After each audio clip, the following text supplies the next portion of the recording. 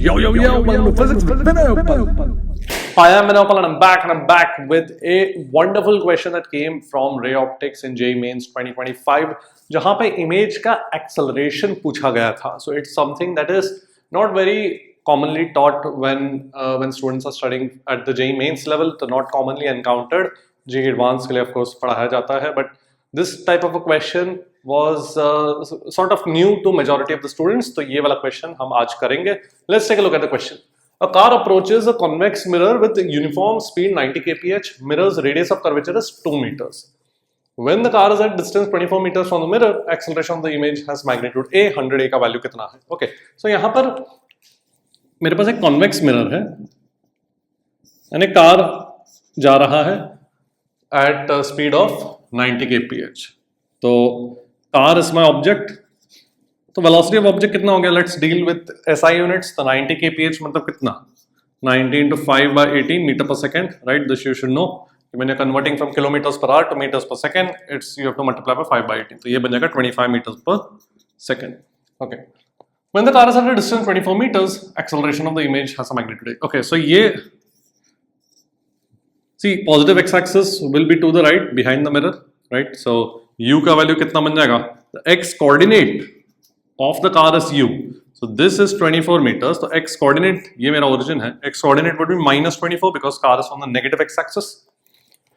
तो focal length कितना दिया? Radius of curvature 2 meter दिया. मतलब focal length is 1 meter.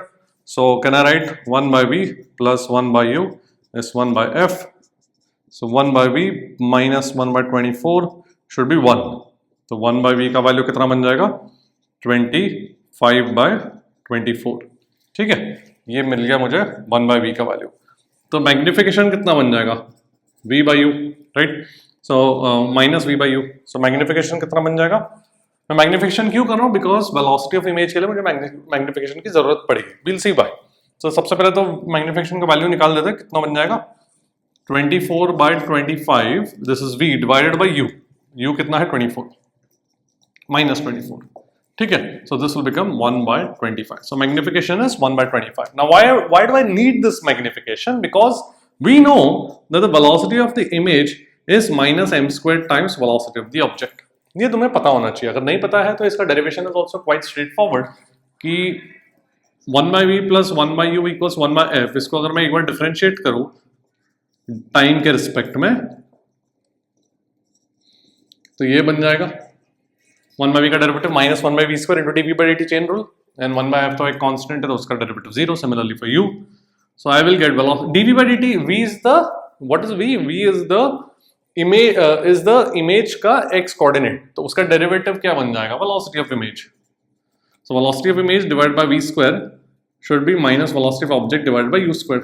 So velocity of image is minus v square by u square into velocity of object. Of course v by u minus v by u same, तो ये वाला formula derive हो गया. ये anyway you should know this.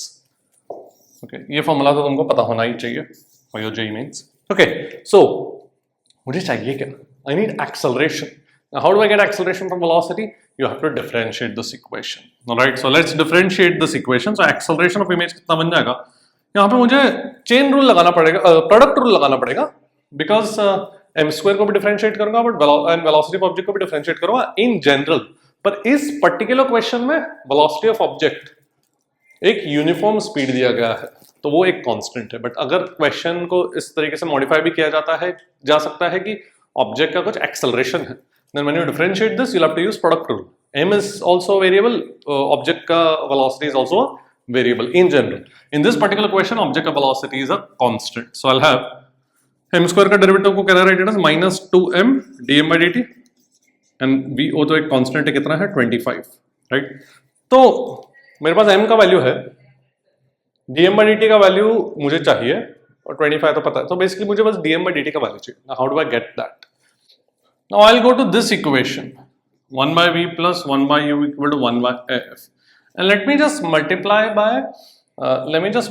by v on both sides. ठीक है, तो v से मल्टीप्लाई किया तो क्या बन जाएगा? 1 plus v by you should be equal to v by f. v by you क्या है? Negative of magnification, correct? So magnification is 1 minus v by f. Right मैंने v से मल्टीप्लाई कर दिया. क्यों? अभी इसको डिफरेंशिएट करने को बहुत ईजी है, because I can just right dm by dt is then minus 1 by f times dv by dt. Right? And what is dv by dt? dv by dt is nothing but the velocity of the image, which is minus m square times velocity of object. तो ये बन जाएगा 1 by f m square times velocity of object. तो velocity of object कितना? 25. अब m कितना है? m कितना है? 1 by 25. So 1 by 25 squared. And of course this is 1 by f is 1. ठीक है? तो dm by dt का वैल्यू आ जाएगा 1 by 25. ऑलराइट, तो ये बन जाएगा minus 2 into m is 1 by 25 into dm by dt is 1 by 25 into 25. तो ये बन जाएगा minus 2 by 25. एंड इसका magnitude obviously 2 by 25 and 100 times a. 100 times a मतलब कितना बन जाएगा?